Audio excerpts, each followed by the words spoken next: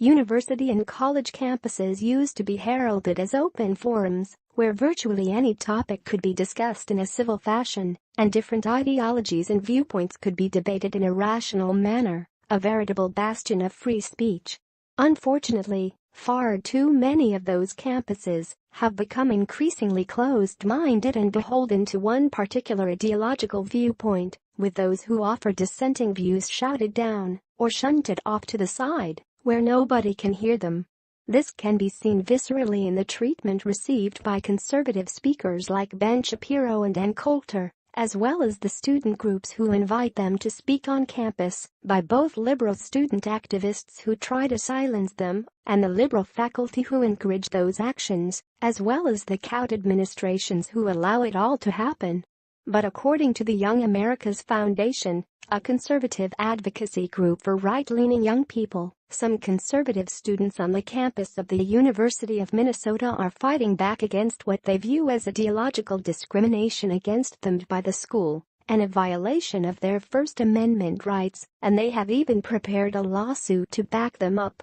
A letter was recently sent from the Alliance Defending Freedom conservative advocacy group to the university's general counsel, which essentially put them on notice that the school would be sued if it did not provide equal access and accommodation to the group's students for a conservative voice and their invited guest speaker Ben Shapiro. At issue was a speaking engagement on campus by Shapiro scheduled for February 26 that had been planned for months. The university had denied the SEV group access to host Shapiro in two large, centrally located buildings on campus and instead offered up a small venue on a separate campus that would be inaccessible to most students. They further also threatened to levy a security fee of $5,000 on the student group to cover any costs to the school that Shapiro's speech may incur, a fee not typically levied against other student groups or their invited guest speakers. The letter made clear that students do not shed their constitutional rights to freedom of speech or expression at the schoolhouse gate,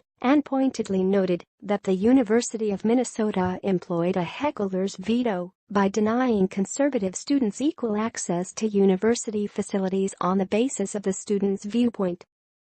That point was bolstered by the fact that the school was allowing threats of protests and other disruptions by other student groups opposed to SEV and Shapiro to be considered as a basis for moving the venue of the speech to an inaccessible area, while disallowing the use of a main venue specifically designed to host student events. Indeed, the letter pointed out that the centrally located Willie Hall, the desired venue of SEV for Shapiro's speech, has in recent years hosted high-profile guest speakers such as Supreme Court Justice Ruth Bader Ginsburg and conservative author Ann Coulter, as well as countless other speakers and roundtable discussions, without any security issues or the need for a security fee, which SEV also views as viewpoint discriminatory toward them. The letter pointed to case law precedent which showed that the imposition of financial burdens on individuals or groups based on the content of their speech was unconstitutional.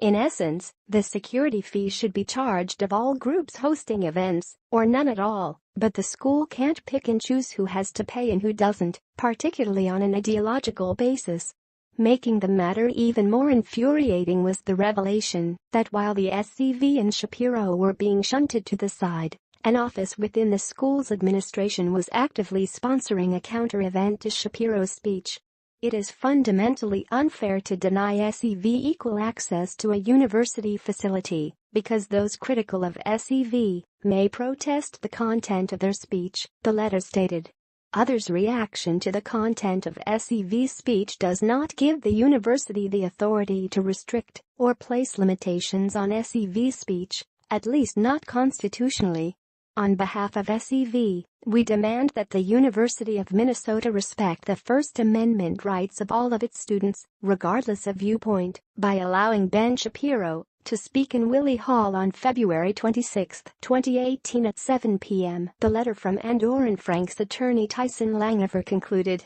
We also demand that this event be allowed to proceed without the imposition of a security fee based on the actions or potential actions of those critical of Mr. Shapiro and SEV. You are on notice of potential imminent litigation and are required to abide by all relevant preservation of evidence rules, the letter warned in closing. This is an incredible effort by these conservative student groups and the advocacy groups that have backed them to push back against the ideological stymieing of debate on college campuses these days. And though we'd love to see the University of Minnesota relent in their actions to shut down SEV and Shapiro, we almost hope they remain firm so the lawsuits can proceed, hopefully setting a free speech precedent for future student groups and guest speakers. Please share this on Facebook and Twitter to let everyone know about the conservative student group at the University of Minnesota that has threatened a lawsuit if their First Amendment rights continue to be trampled by the liberal school administration.